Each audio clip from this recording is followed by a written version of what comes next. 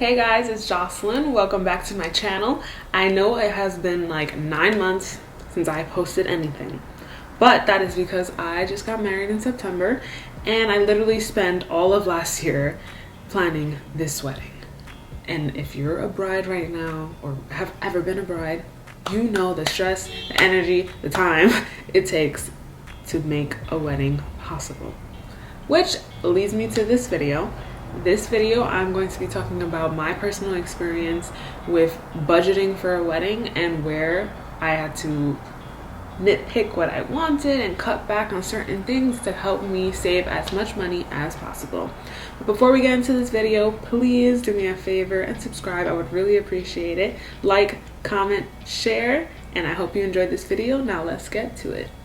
Okay, before anything else, I just want to make a PSA that I got married in New York. So by no means did I have an inexpensive wedding. It still was expensive, but it could have costed way much more than what we actually paid for it because I found ways to cut back. Because of the price, I originally wanted to have a micro wedding, but then we figured it wasn't realistic for us. There were so many people we wanted to invite, and most venues you need to have a minimum number, which is 100 or 150, and micro weddings not happening for those two reasons. So let's get to tip number one. Tip number one is the venue. Don't go just based off of your style. Ask all the questions to find out what they offer and go with the one that meets you in the middle in terms of meeting the style you wanted and everything they have to offer. So for my venue, I got lucky. I found my venue. It was the third venue that I went to see. We went to rooftops, we went to another place, and this was the third one we went to see in person, and I fell in love with it. I already had fallen in love with it in the pictures, let's be honest. But then when I went to see it in person, I was like, oh my gosh, it's so pretty. This is what I wanted. It's not too big. It's like rustic meets glam, and that's exactly what I was looking for. But then when we sat down to have our meeting, holy moly, did not expect them to offer so much. So we paid around $160 per person, that was including tax, for 100 people. And they offered so much, which was the determining factor for us picking that venue. So not only did they have, the regular standards, but they had hospitality. So they gave our guests food and drink before the ceremony when they got to the premises. Then we had our cocktail hour, which included various stations of food that we were allowed to pick, whether that was Italian, Mediterranean, Southern comfort food, whatever. Plus, they had like your charcuterie and the basic hors d'oeuvres that they usually would serve at a wedding. Then we had our appetizer. We had our entree, which our guests actually got to pick from 10 entrees. And then we had our dessert. And we had our 4-tier cake, which was also included besides the dessert. So that's 2 desserts. They handed out mini sorbets on mini cones. Like, it was the cutest thing. They were serving those on the dance floor to cleanse your palate. Those were like my favorite thing ever.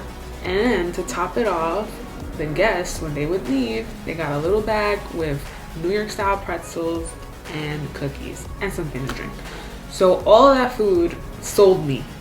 So when you're going to find a venue, seriously ask every little nitpicking question you have. Do you have a bridal suite? What time can we go to the bridal suite? How many bridal attendants do I have? The more you get for your money, like, obviously the better it is. You're saving so much and you're getting so much with it.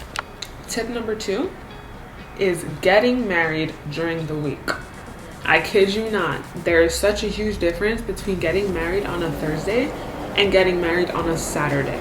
I got married on a Thursday because of the price. Like, it was I want to say like almost $100 difference per person between Thursday and Saturday.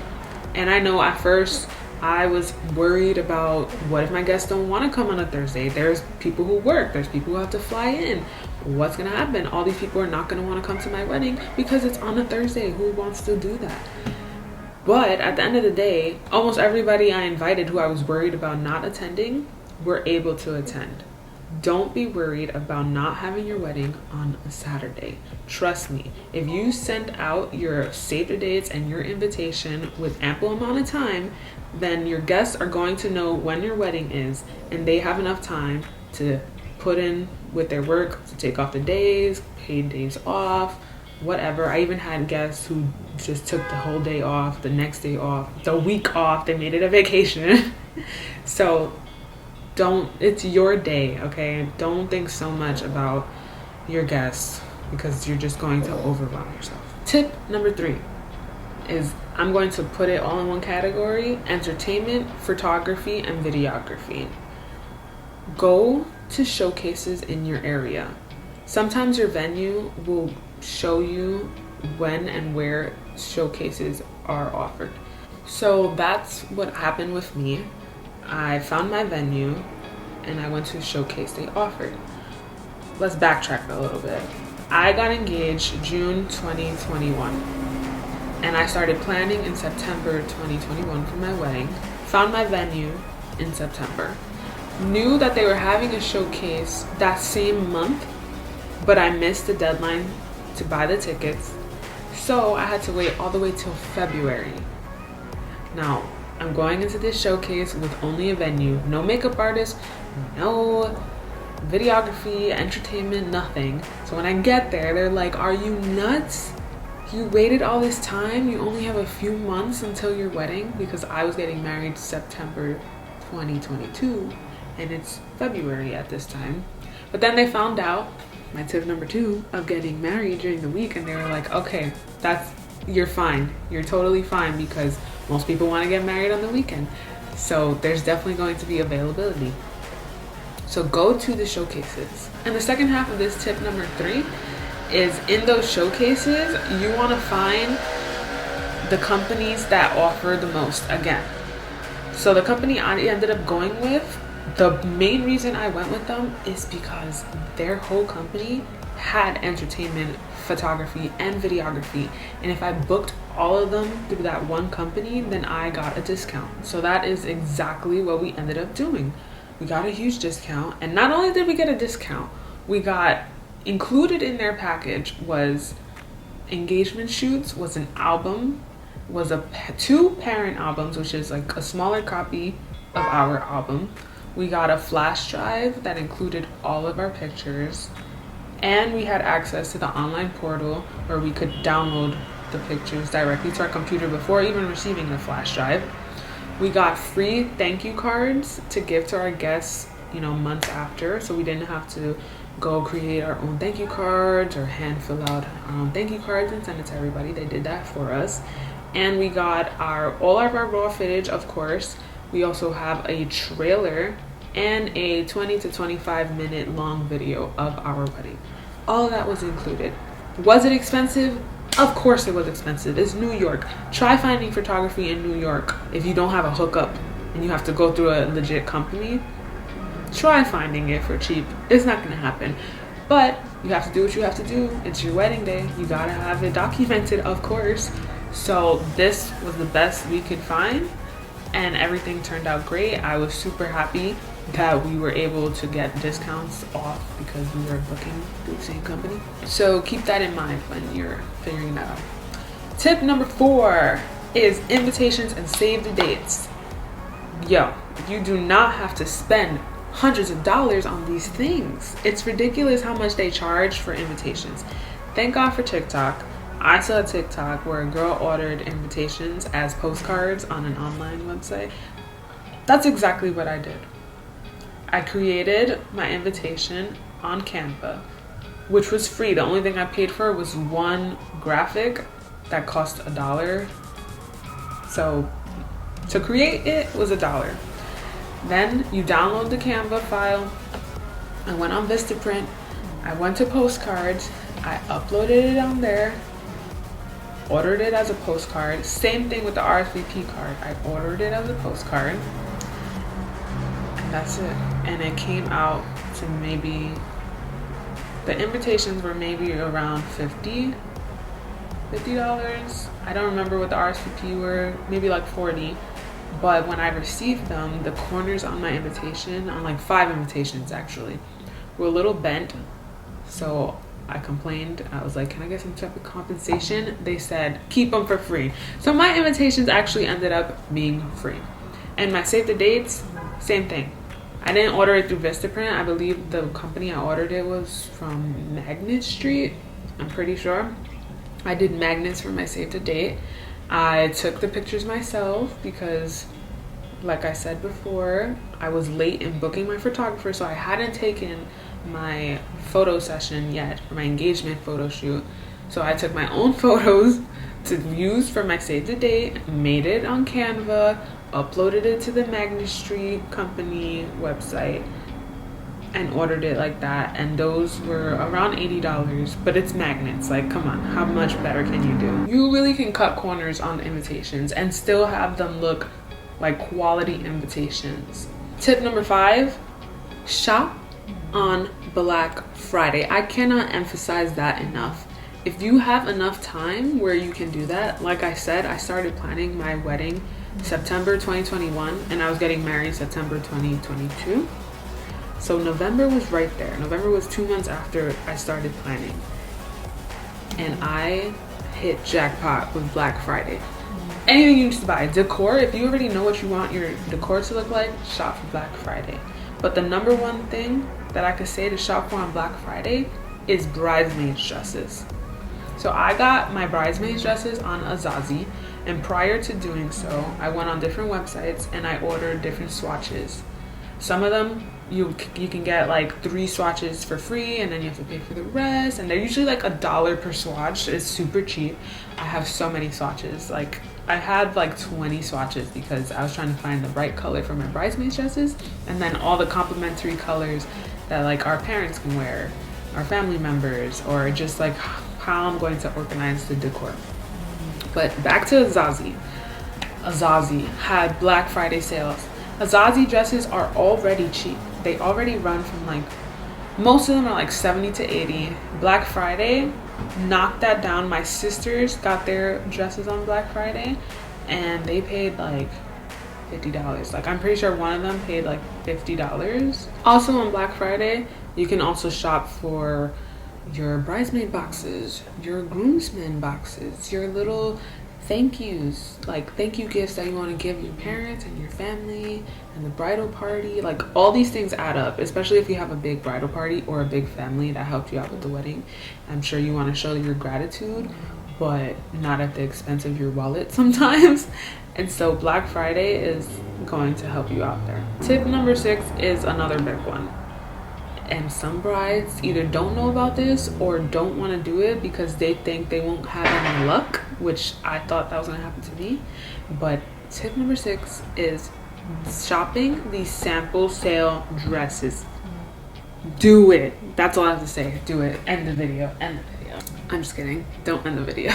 Buy the sample sale dresses. So I went to Kleinfeld September 2021. Unfortunately, they still have COVID. I don't know if they have present day, but back then they still had COVID regulations.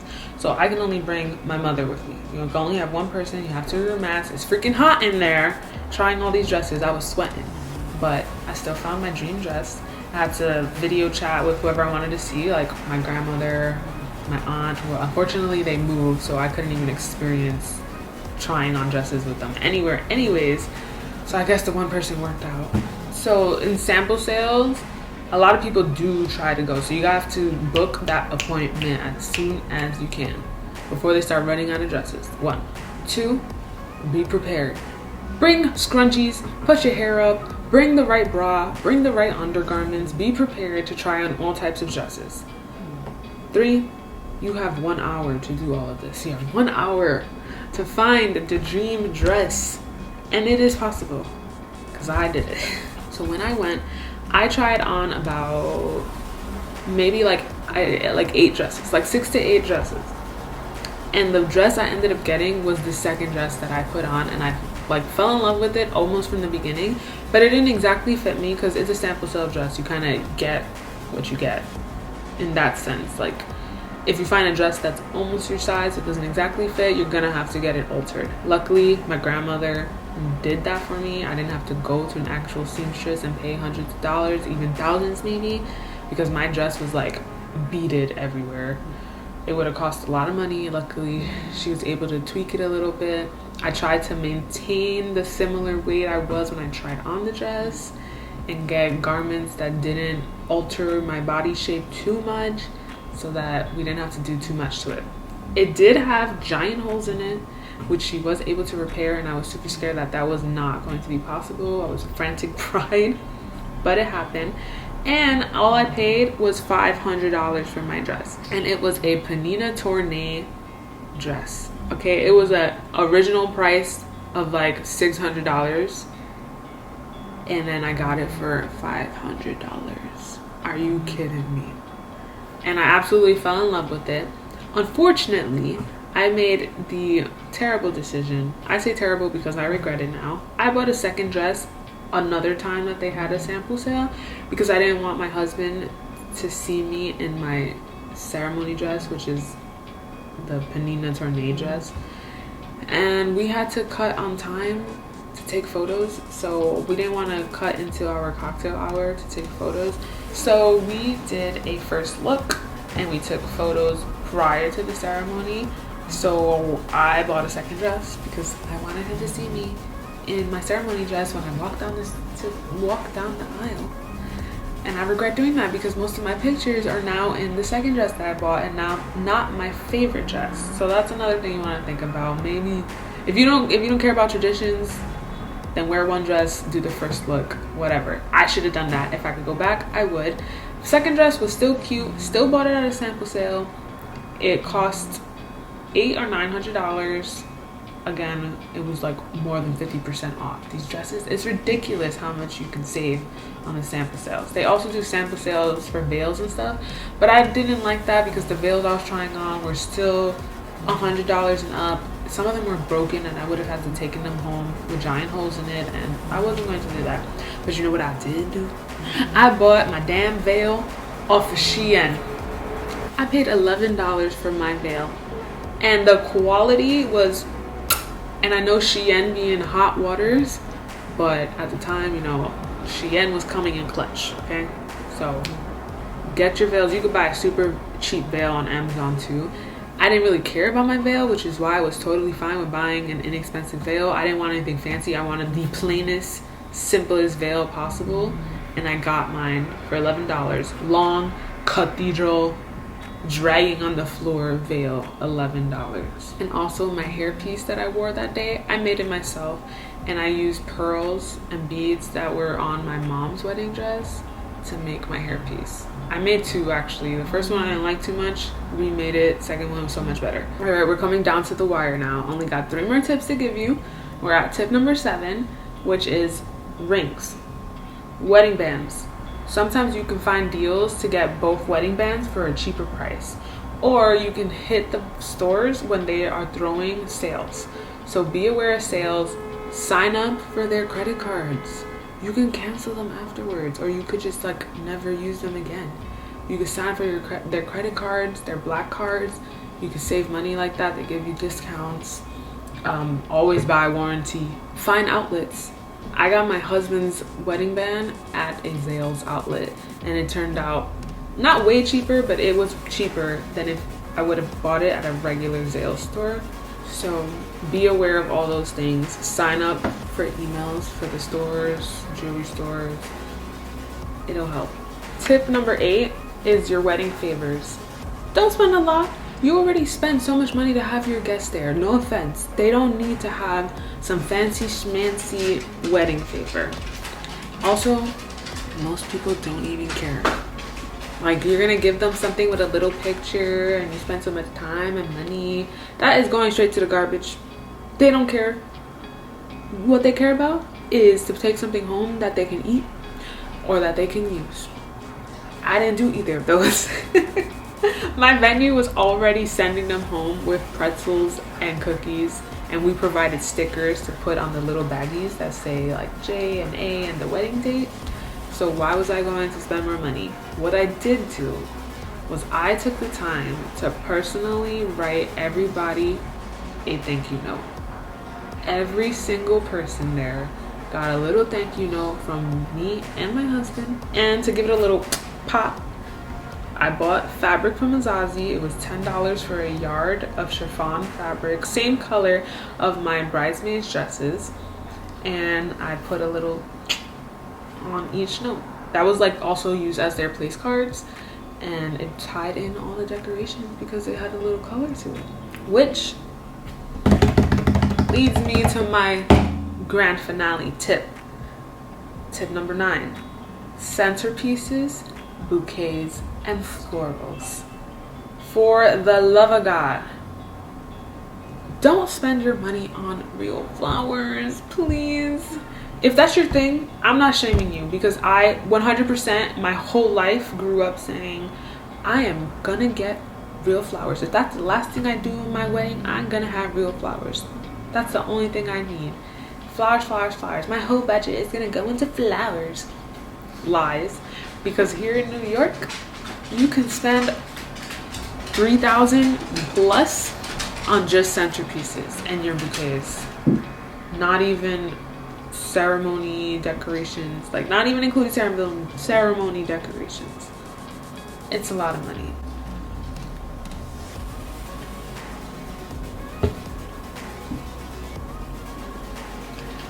So when I was looking up centerpieces and bouquets and I found out how much it was going to cost, I swerved that. I was like, there's no way. I just could not fit another $3,000 into my budget when everything else was just adding up. So I started to research alternative ways, and I found out that there's such thing as wood flowers. So they are called solar flowers, and there's multiple websites you can go check out. Just Google solar wood flowers, and like the first 2 links, or there's another one called Oh You're Lovely, I think it's what it's called. They sell these flowers, and they literally always have like 60-70% off sales all the time. So my flowers, bouquets, centerpieces all together maybe came out to be around $1,000.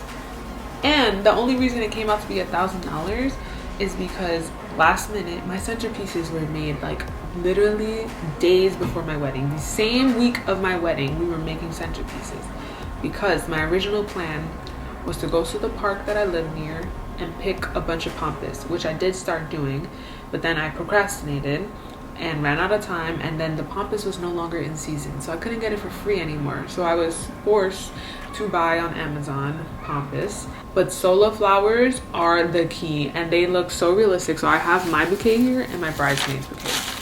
This is my bridesmaid's bouquet. It came with this stuff.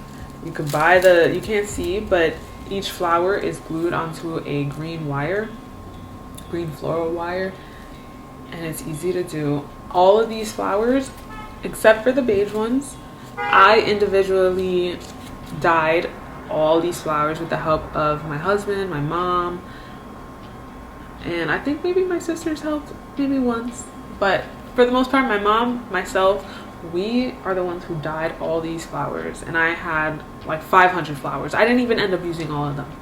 It's super easy. All you need is vegetable glycerin and acrylic paint. You could buy the dyes on the website too, which I did for this pink color and this really light tan color, and they come out so nice and they look so real.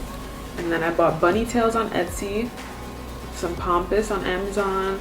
This eucalyptus again was on Shein.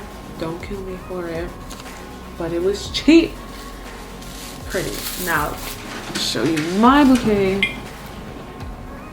This is my bouquet.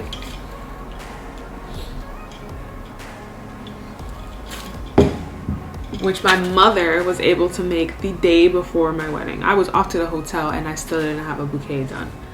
And she did this for me because I was stressed out, and every time I tried to make my own bouquet, it just came out a mess. And I was like, this is not the vibe I wanted. So this is my bouquet, and it's so beautiful.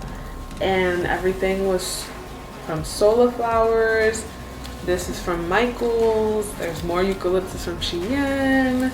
We have some twine that's really inexpensive. This charm is a memorial charm of my cousin.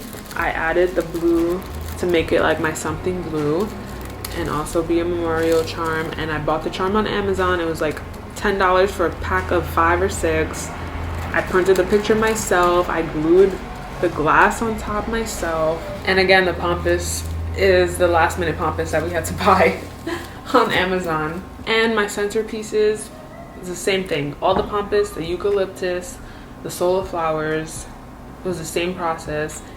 Plus we had to buy the stands and the green floral foam to poke everything into. But you can always buy the stands and rent them out to other people online. It's so easy to make your money back if you're going to fully invest in buying stands. You could rent them from somebody also. And with that, we also had candles, which I bought in IKEA, which are also super cheap. I had 3 candles per table, and I had 10 tables in total. And under each of them was a mirror, which we bought on Amazon. And oh, I forgot, that also included the boutonnieres, which I made 5 boutonnieres, I believe. And then I have 5 bridesmaids bouquets, my bouquet, 4 corsages, I forgot all about that, and 10 ginormous centerpieces. Please do your research on flowers. Again, if you want the real flower look, go for it. But I think these look pretty freaking real for being wood. And you pay like nothing for them in comparison. And they last forever. You don't have to even preserve them. Just make sure you dust them occasionally and don't keep them in super hot climate because it could, you know, get messed up and grow mold, because after all, they are made out of wood. They don't feel like wood, let's be straight. Like, they're soft. It's not like wood. It's actually made from cassava plants. So those are all my tips on how I save money on my wedding. And I hope that you guys will take these tips, do your research, get the biggest bang for your buck, save your coins, because trust me, you're gonna need them once you get married. Married life ain't no joke, and reality hits you and you're like, oh my gosh, did not expect to have to pay for so many extra things that I didn't realize came into play. And then you have your honeymoon too. Lord, it's so much money. So I hope this video was helpful. Please, again, subscribe, like, comment, share the video, tell me what you think, tell me how you saved money on your wedding, what did I miss out on, and I'll be back with another video. Bye.